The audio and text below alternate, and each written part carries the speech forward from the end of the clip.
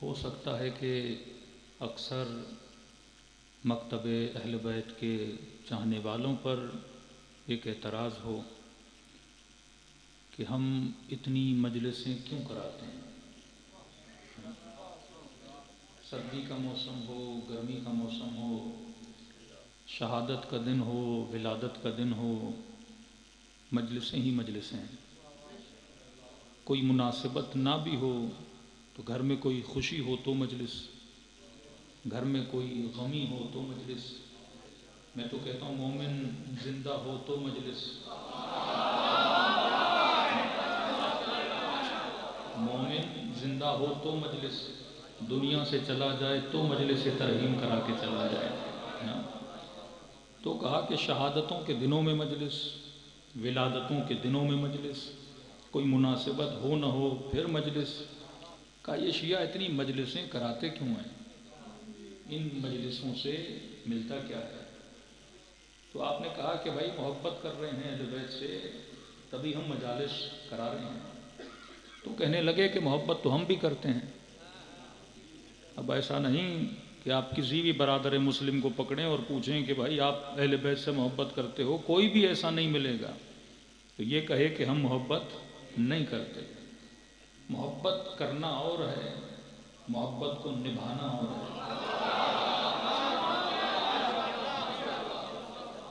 اب سیاسی منظرنامہ بھی آپ کے سامنے ہے. محبت کے دعوے دار اور ہیں، محبت پہ قربانیاں دینے والے اور ہیں.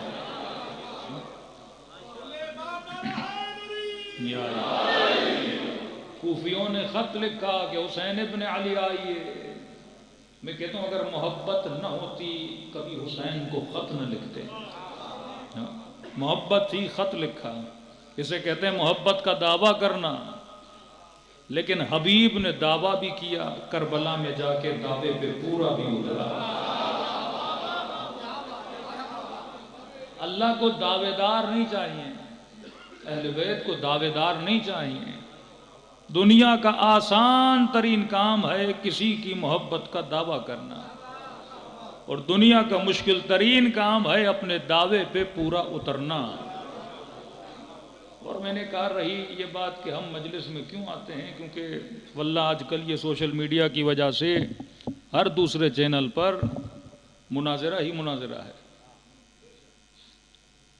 وہ محمد علی مرزا ہوں یا دوسرے چینلز ہوں، تو مطلب پوری امت اس پہ لگی ہوئی ہے کہ یہ بخاری دکھا رہا ہے، یہ مسلم دکھا رہا ہے، یہ بہار دکھا رہا ہے. تو میں نے کہا یہ زمانہ جس میں ہم رہ رہے ہیں یہ مناظروں کا زمانہ نہیں ہے.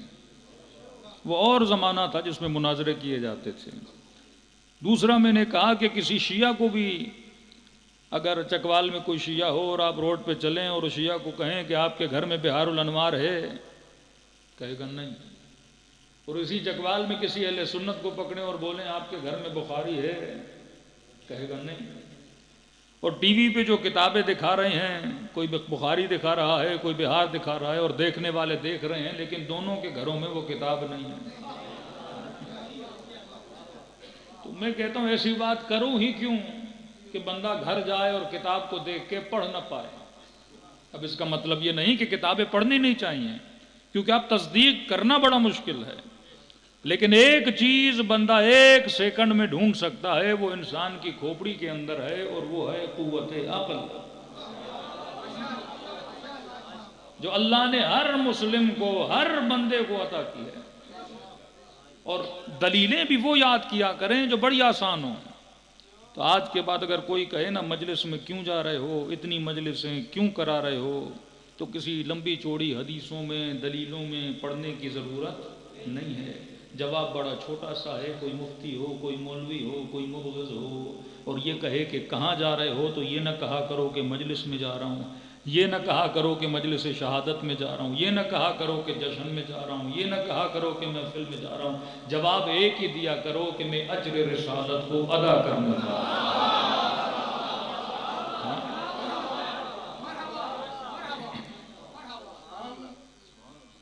جو یہ مجلس شبیر وفا کرتے ہیں،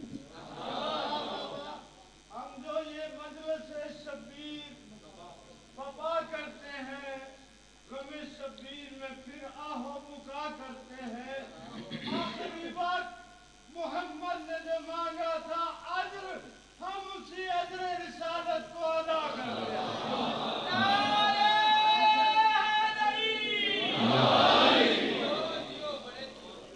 اب شاید کوئی کہے کہ یہ کون سا طریقہ ہے اجر رسالت کو ادا کرنے کا، تو آپ بولیے پھر طریقہ آپ بتائیے، اپنائیں گے ہم کہ اگر میں کسی سے محبت کرتا ہوں اور وہ میرے سامنے نہیں، کوئی والد سے محبت کرے، کوئی والدہ سے محبت کرے، اب وہ میرے سامنے نہیں ہے، تو میں کس طرح اظہار محبت کروں گا؟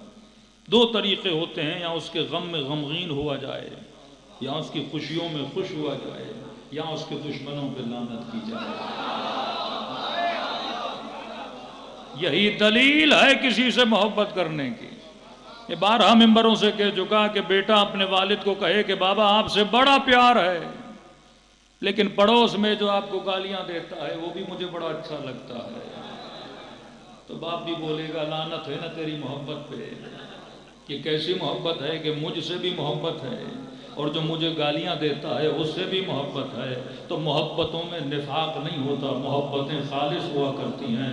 کیسے ممکن ہو کہ علی سے بھی محبت ہو اور جو علی کو برا بھلا کہے بندہ اس سے بھی محبت کرے؟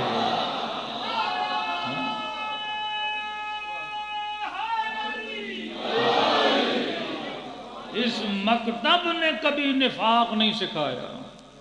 یہ مسلمان ڈیلی قرآن پڑھتا ہے اور اللہ کا حکم ہے کہ بسم اللہ الرحمن الرحیم کے پڑھنے سے پہلے کہو اعوذ باللہ من الشیطان الرجیم، خدایا ذکر تیرا کرنا ہے، لعنت شیطان پہ کیوں بھیجوں؟ کہ میری محبت کی دلیل یہی ہے کہ میرے دشمن پہ لعنت کرو۔ جب تک دشمن کی نفرت دل میں نہ ہو تب تک محبت کا تقاضا پورا نہیں ہوتا۔ کہ ایسا نہیں ہے، ہم بھی محبت کرتے ہیں۔ میں نے کہا محبت کرتے ہو تو پھر مجلس میں کیوں نہیں آتے؟ محبت کرتے ہو تو پھر روتے کیوں نہیں؟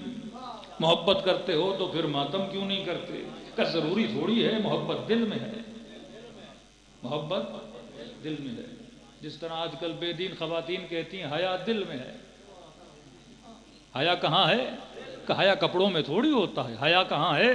دل میں ہے۔ غیرت کہاں ہے؟ دل میں ہے، باہر نکالنے کی ضرورت نہیں ہے۔ ایک بندہ فقیر اور کہے کہ میری مدد کر دو، آپ کہو کہ سخاوت دل میں ہے۔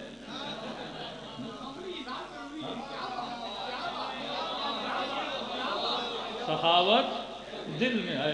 دنیا کہے کہ یہ کیسا سخی ہے جو دل ہی دل میں سخی ہے؟ سخی تو وہ ہو نا جو سخاوت کر کے دکھائے۔ میں نے کہا اور آسان دلیل دوں جو دلیل عقل ہے۔ چکوال میں سارے مسلمان ہیں کہ نہیں؟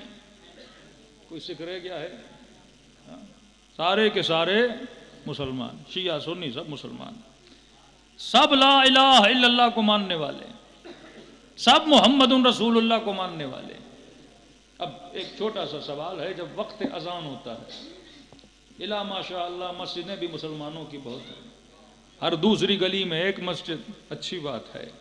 جب وقت اذان ہوتا ہے مطلب وقت نماز ہوا، اور جب وقت نماز ہوا تو ہر مسجد کے مؤذن نے اذان دینا شروع کر دی کہ اللہ اکبر، اشہد ان لا الہ الا اللہ، ترجمہ اللہ بڑا ہے، گواہی دیتا ہوں وہ ایک ہے، گواہی دیتا ہوں کہ محمد اس کا رسول ہے، اور شیعہ ہو تو کہے گا گواہی دیتا ہوں کہ علی اس کا ولی ہے۔ اب سوال یہ ہے کہ بستی مسلمانوں کی اور ہر مسجد یہ بتا رہی ہے کہ اللہ بڑا ہے، محمد اس کا رسول ہے، جناب چیز تو وہ بتانی چاہیے جو مجھے پتا نہیں۔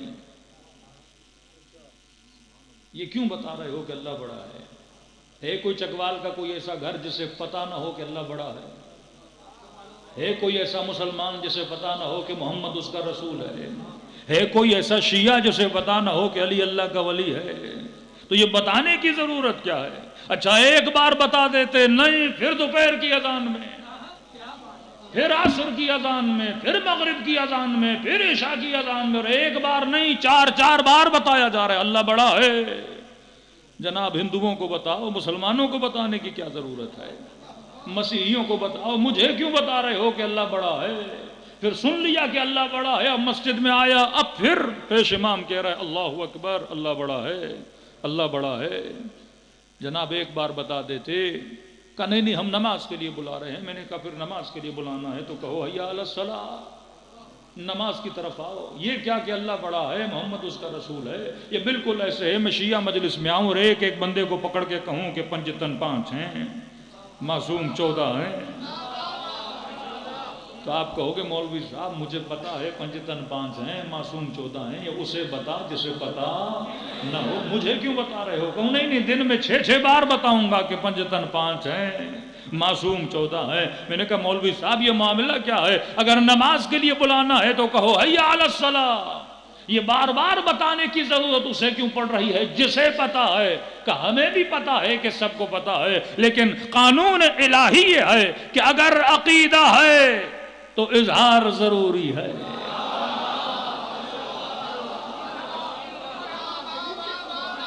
अगर अकीदा है तो इजहार जरूरी है। मैंने कहा जिस तरह अकीदे का इजहार जरूरी है क्योंकि अकीदा सीने में है, इजहार जबान से होता है। मैंने कहा बिल्कुल इसी तरह अगर दिल में मोहब्बत हुसैन है तो मजलिस में इजहार जरूरी है। अगर गमे हुसैन है तो आंसुओं से इजहार जरूरी है। अगर गमे जहरा है तो मातम से इजहार जरूरी है।